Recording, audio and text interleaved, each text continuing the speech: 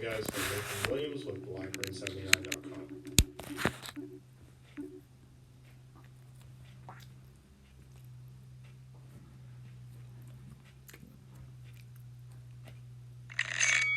The former chief advisor to the UK Prime Minister says there were efforts to replace Boris Johnson just days after he was elected in a tell-all interview.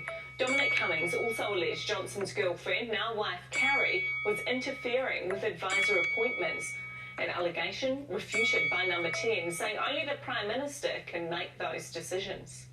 He doesn't have a plan, he doesn't know how to be Prime Minister. And we only got him in there because we had to solve a certain problem, not because we thought that he was the right person to run the country. The woman who drove Ali Ipaha from the scene after he killed Constable Matthew Hunt in Massey last year told police she'd been threatened with a gun. Natalie Bracken denies being an accessory after the fact of murder. Her interview with police was played in the High Court in Auckland this morning. And he's got the gun out in that. So take me. Yeah. I'm going to get Ipiha has admitted killing Constable Hunt but denies attempting to murder Constable David Goldfinch. West Coasters will now be able to get government support to access help finding temporary accommodation. Hundreds of homes require significant repairs and residents have been forced into alternative accommodation. The Bulla district was already facing a housing shortage and motels are now fully booked, adding significant stress to those in need. More than a week after baby Tua was rescued near Wellington, he remains in a pool, with vets keeping a close eye until he can hopefully be reunited with his pod. Tua is in stable condition, but vets are monitoring some health concerns. He sustained injuries during the stranding 10 days ago, and some still haven't healed. Bad weather forecast today also means Tua's move back into the harbour is delayed, and the search for his pod is paused. Massey University's Karen Stockin says the situation is complex, but the focus must be on animal welfare. It's without doubt a challenge. The important thing, of course, is making sure that we can balance that challenge, which we've not given up on yet, I hasten to add, but by the same token, we have to balance that challenge alongside the welfare and the well-being pretty much for it itself. Severe flooding in parts of central China has forced thousands to evacuate their homes. The record rain lashed the Henan province, bursting major riverbanks, flooding more than a dozen cities and trapping subway passengers waist-high in floodwaters. The region, home to 94 million people, issued its highest weather warning following the unusually active rain season. It's expected the rain will continue to batter the region for the next 24 hours. China's denying involvement in a major international cyber attack, hitting back by saying the claims are fabricated. It comes after several countries, including New Zealand, accused China of state-sponsored attacks. 30,000 companies and organisations around the world were affected in March after the hack on Microsoft Exchange servers. China's government says the United States is, quote, ganged up with its allies to make unwarranted accusations. One expert says our government did the right thing, adding our national security is more important than economic security. This is the fifth time in the last 3 years that the GCSB has publicly named China for malicious cyber activity, and they don't do so lightly. New Zealand and all the other countries would have, behind the scenes, already spoken to China and raised concerns. The way to deal with it is to actually have more options when it comes to trading. So the government is trying to secure now, New Zealand's trying to secure a free trade agreement with the UK. Basically, anybody should be able to do that in these circumstances, but also the fact that the UK is desperately seeking to have free trade agreements. A disgraced former Hollywood producer Harvey Weinstein has been extradited to California from his New York prison cell.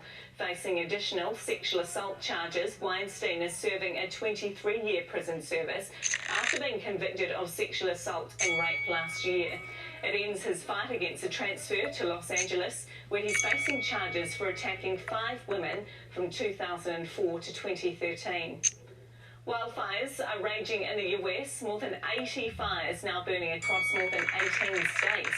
The largest active wildfire continues to blare in Oregon, despite an army of firefighters tackling the monster inferno.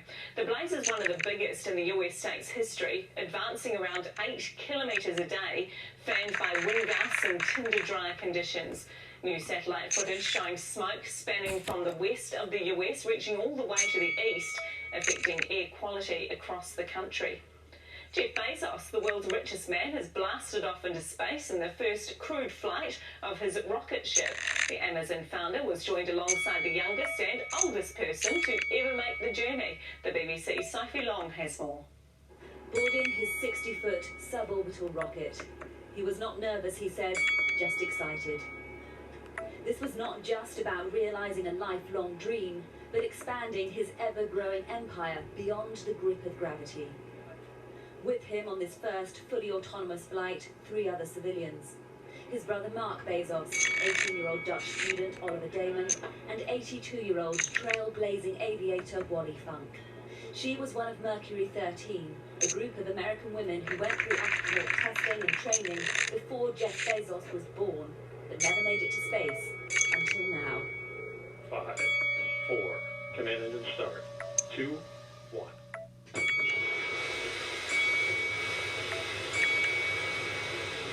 As you can hear, Blue Origin's reusable rocket carrying its first human passengers and first paying customer is now on its way to space. Blast off for New Shepard, lift off for space tourism. The capsule separated from the booster at 250,000 feet and continued to the edge of space. Look at this. It's dark up here. But it all floated, weightless. But critics say this is the wrong time for the uber-rich to be blasting off in rockets while the planet faces climate-driven disasters. The Blue Origin capsule floated back to the desert, carrying the richest, oldest and youngest people ever to have travelled to space. Oh my God! My expectations were high and they were dramatically exceeded.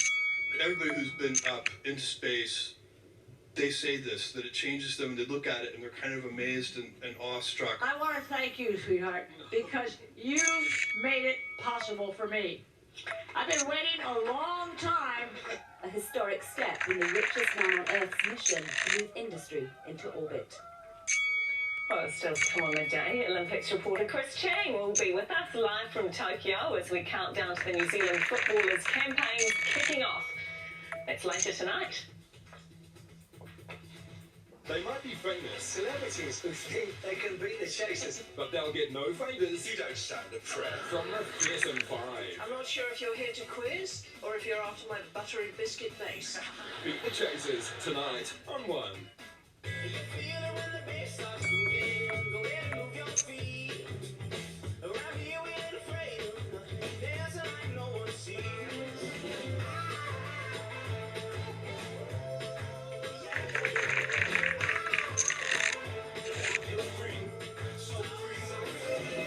Discover the freedom you can get with a reverse mortgage from Heartland.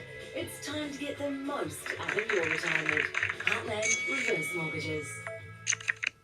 Introducing Oral-B IO. IO technology combines micro-vibrating bristles with Oral-B's dentist-inspired round brushlet. My mouth says wow, and so does my IO. Oral-B, #1 brand used by dentists worldwide.